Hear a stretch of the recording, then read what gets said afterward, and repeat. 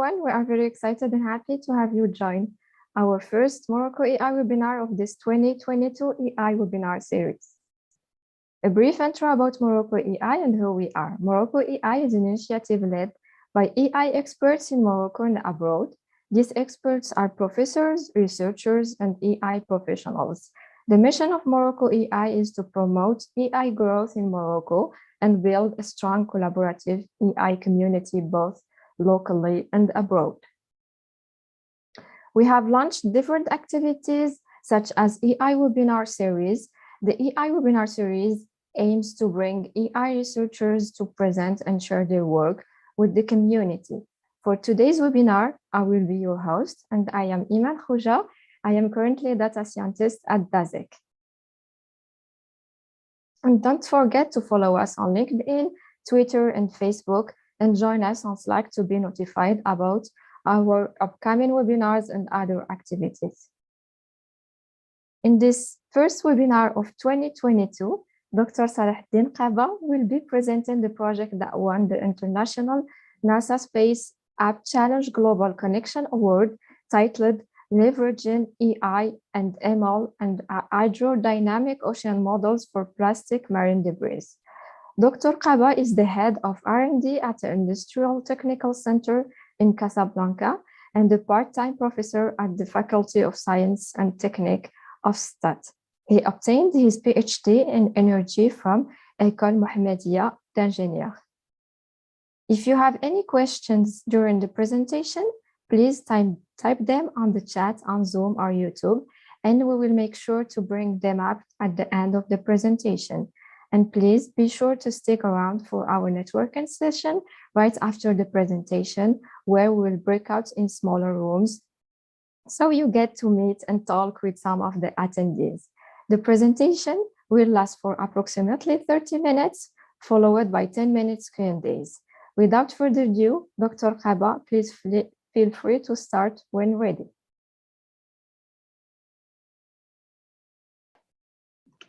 First, I want to thank Morocco AI for the invitation. Today, I will try to present a solution for one of the most encountered problems in the marine environment. It's about plastic marine debris.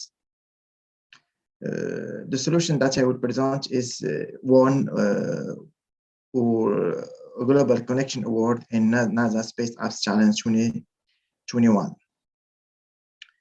I will start by an information. From a report, a recent report, every 20 minutes, a football pitch is going to be filled with discarded plastic to a depth of 10 centimeters. As you see in the slide, the word production is largely concentrated in Asia by a quantity more than 50%. This quantity of plastic production in 2018, about 359 million metric tons, is used by everyone by different ways at every moment in the day all over the world. So 80% of these productions ends up in dams, oceans, in the environment, and a huge quantity is burned. According to International Union for Conservation of Nature, about 14 million tons of plastics are thrown in the oceans every year. More than half of plastic garbage waste are unused packaging. And one of the most important information is less than 10% of plastics is recycled. Why we don't recycle a huge quantity? The response is plastic is a product of fossil fuel, the production of plastic is cheaper than recycling it. So we continue the production of plastic in millions of tons.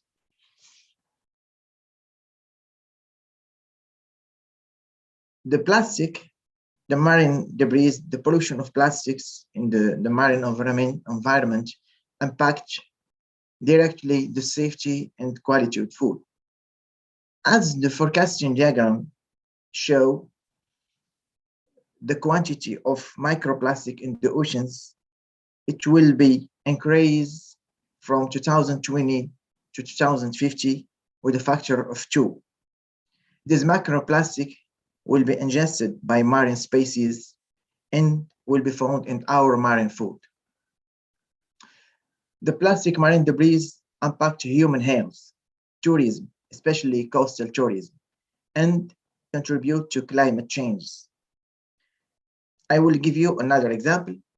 3 football pitch of burned plastic product an emission equivalent to 2 million of operated cars. Plastic marine debris also cause injury, death, and extinctions of marine species.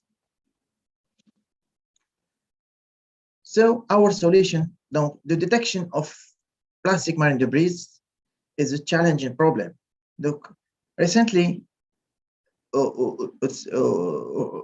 satellite detections is remote sensing is one of the most used solution in the world, especially by launching of the satellite with a high spatial resolution and high spectral variety. The satellite that we use in our solution is Sentinel-2. Sentinel-2 is composed of constellation of 2 satellites. It's Sentinel-2A and 2B. 2A is launched in 2015 and 2B is launched in 2017 by European Space Agency. They do a job to coverage or big surfaces of Earth in a few time. The Sentinel-2 is a heliosynchronous orbit with the 186 kilometers of altitude and 98 of inclination. A heliosynchronous mean that is a nearly polar orbit around a planet in which the satellite passes over any given point at the planet's surface as the same local mean solar time. Earth observation, the satellite is designated to Earth observation. For example, some application is agriculture applications, food mapping, land cover change, snow cover monitoring, and some different kind of environment applications. Sentinel-2 has a passive sensor. Unlike radar, Sentinel-2 need reflection of solar radiation on the Earth surface to constitute an optical image. The spatial resolution is about 10 meters. The optical image is 12 bands. The revisit time is 5 days. The revisit time is the time needed to revisit the same location in the Earth. Here we present the electromagnetic spectrum. The Sentinel-2 can see in the visible range from blue to red, like a human eye, and up to near infrared and shortwave near infrared. In this slide, we will demonstrate the difference between blue image, between visible image and near infrared image. This image is collected in 22 October 2018 in the region of Calabria in Italy. At the left part, we present a red, green, blue image, and the right part will represent a near-infrared bands. When we know that there is some floating debris here at the right, but not clearly distinguishable in RGB. But in near-infrared image, the floating debris are more obvious, as you see here. This is due to the high reflectance, to the high absorbance of light. Water absorbs light more. All the light is absorbed by the water in near-infrared part of electromagnetic spectrum. So all the things different from water will reflect the light. For this reason, we use near-infrared and short and near-infrared for the detection of floating marine debris.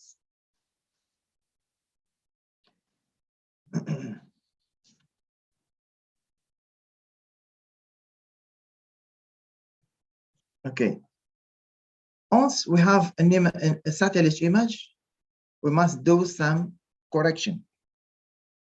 At the sensor of Sentinel-2, we receive the signal from the sea surface, plus the interaction with the atmosphere. So we need a strong method to remove these effects. Many algorithms are developed for this job. So NASA Ocean Biology Processing Group are developed a specific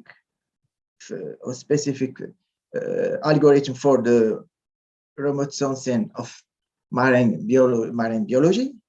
The second simulation satellite signal, the solar spectrum, is developed by USGS, and Acolyte is the European algorithm developed by Royal Belgian Institute of Natural Sciences.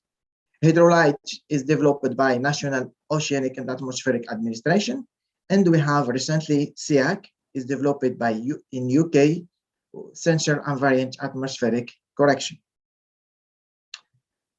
In this slide, I will demonstrate an image before and after atmospheric correction. We can conclude that the quality of the image before and after the correction is enhanced. Now we will try to define a spectral signature of the plastic debris. Recently, Lauren Bierman and their collaborator from Plymouth Marine Laboratory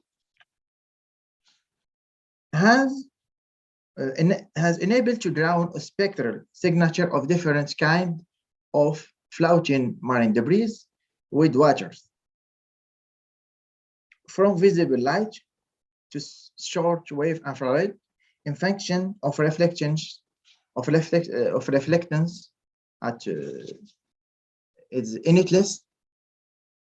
So we see water in blue dashed. It absorbs, it reflects in the visible range and absorb in near infrared.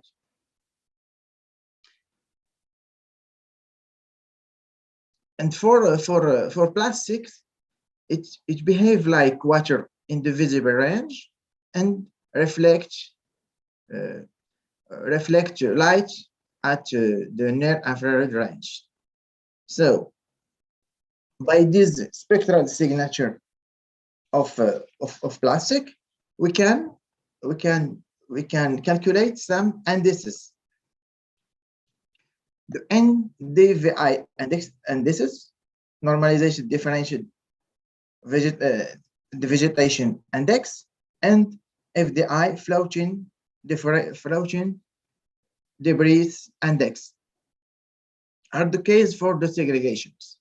So if we use only, as you say in the left, if you use only NDVI and FDI, we continue have some overlap between debris. Also, we can combine these index, as you see here. We can obtain a possibility to segregate plastic debris, and we can train our machine learning algorithm to detect microplastics marine debris.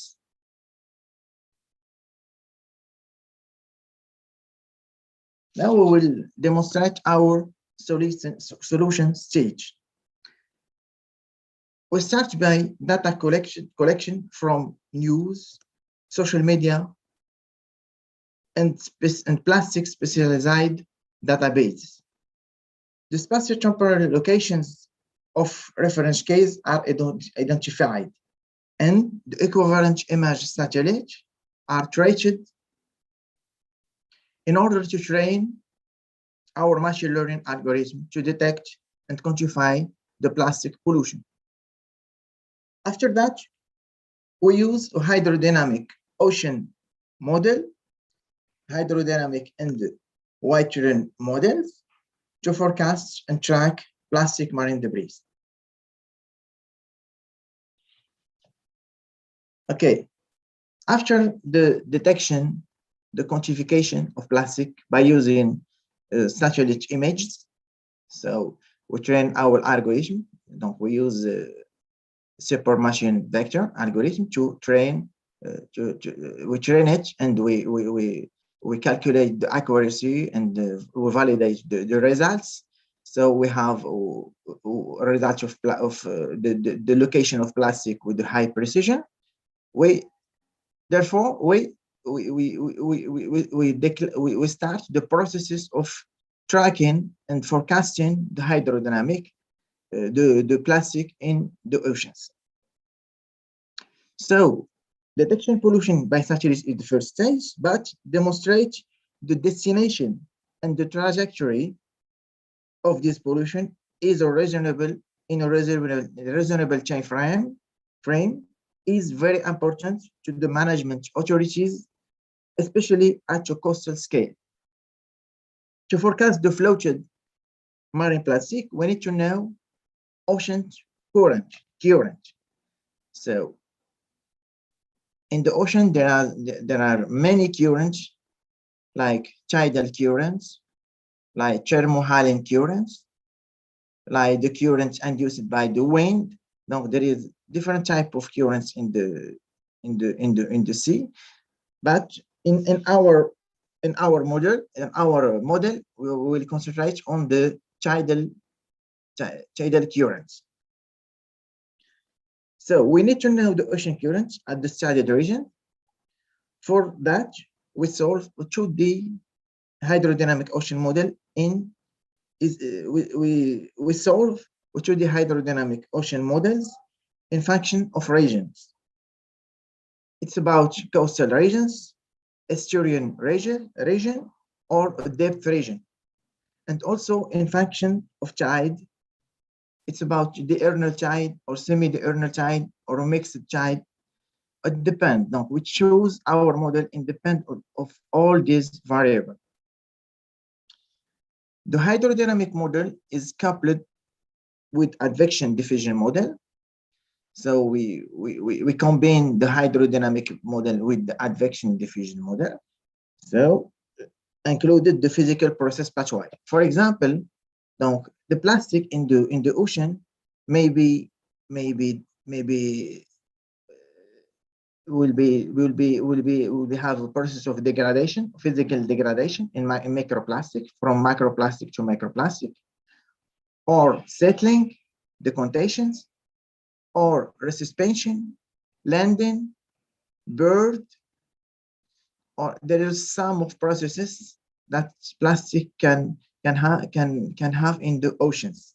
So we have ordinary differential equation and advection diffusion equation for modeling the destination of this type of plastics. So by this combination, we can track forecast plastics in a time frame, in a specific time frame. For doing this, we need some data. We need bathymetric data. We can have some bathymetric data for the study duration.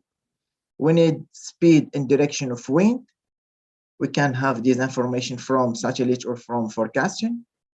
When we need to have the nature of tide in this region, we have some database like Denmark National Space Institute with a high resolution. We can because we can also we can predict the tide by using the mathematical equation of the movement. And then as the principal constituent of tide is the principal constant that influence tide is lunar constituent and solar constituent. So once we have all this information, we can start calculation of the destination. Now it's demand the time. Now combined hydrodynamic with advection diffusion model with this data. Now we have we need time to do the calculation for predict or forecast the plastic marine debris. Here I will present you a hypothetical case for marine pollution in the neighborhood of Jorfelsfar in Morocco. The date is November, the 1st November 2021 at 18. The wind velocity is 10 meters per second. The direction is 220 degrees. The duration of simulation is 3 days. I will start the simulation.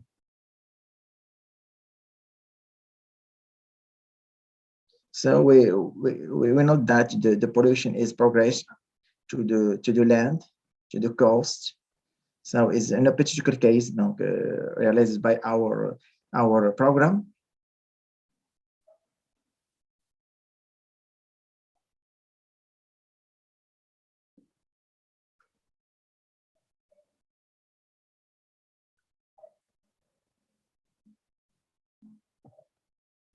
Okay.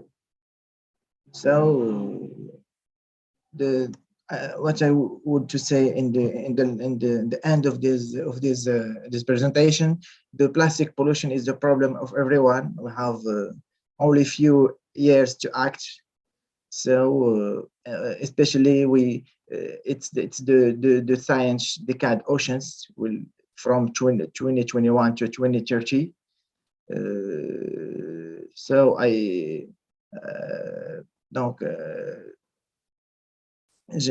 par ce projet, par cette solution, j'attire l'attention des décideurs, policy makers to make change. That's our message. And thank you for the invitation again. Thank you, Dr. Salaheddine, for this great presentation.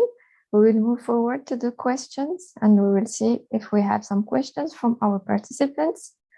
We have a first question. So he is asking, from where did you get the data? Was it provided by NASA Challenge, or is it available online? For satellite data, we use the open source satellite data. There is many type of source. We have we can use actually we use the data from Landsat, which it's a satellite launched by NASA and the USGS. We can access. We have the open access of the satellite, and we use also Sentinel 2 is a satellite for the European Space Agency satellite. For the other data, for example, the bathymetric data is also open source. We can have a bathymetric data for all over the ocean, all over the world. Also for the wind, for the forecasting of wind velocity and direction, we can have this information by a high degree of precision. So we use only open data in this competition in this solution.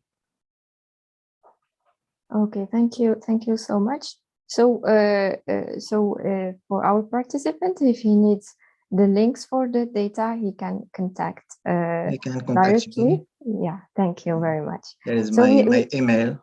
And, okay, that's great. So we have another question. They are asking about the software that you use for the simulation. for the simulation, for the second simulation, for the hydrodynamic ocean and the wetering models, we use for the hydrodynamic model, we use for the method of discretization, we use a different finite difference method, and for the ordinary differential equation, we use the classical method. Actually we use Fortran program, and we will migrate via Python. Okay. Okay, great. Here we have another question from Nadir. He is asking about the resolution that you can get from the, I guess, from the satellite images. For the resolution for Sentinel-2, we have 10 meter of resolution. For Landsat which we have, for spatial resolution, for Landsat which of NASA, we have 30 meter of resolution. Okay, thank you. That's very, very informative. So we have a lot of questions. I will try to get 2 to 3 questions, and then we will move on to the breakout session. So we have a question. What are the challenges that you faced while implementing this solution? There are many challenges. The first challenge is the data. To train our machine learning, we need a reference case for plastic to train the machine learning algorithm. So we have conducted different kind of research in social media, in news, in bibliographical studies, in scientific studies, in some database in the internet to detect by to detect spatial and temporal location of this reference case. At the end, we have some 10 to 11 reference case to train our model. But actually, we mine our model with other reference case to enhance the accuracy. Okay. Yes. So but you did well. You won the NASA prize. So I think you could face those challenges easily. So we have another question from Sufyan. He is asking, how did the news help you in your model? For example, if we declare in the news that for example, in Ghana, in Accra, Ghana, in Africa, we have an island of plastics, and detected for example, in 2028, we can download the equivalent image satellite and to do the treatment.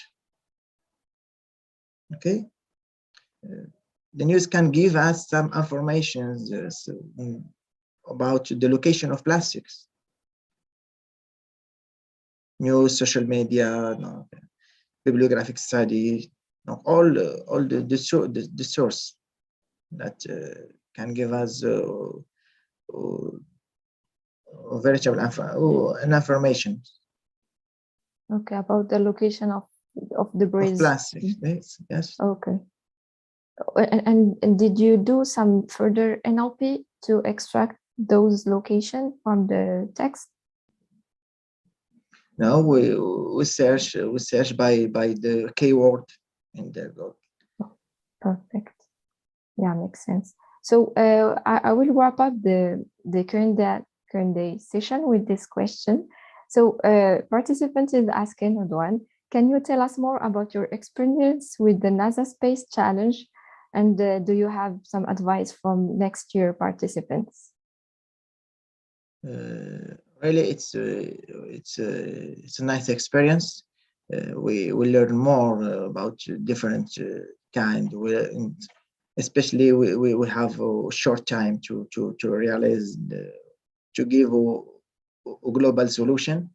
And my advice is to have a confidence, self-confidence, and practice to doing e-learning, and it's one of the key of our achievement.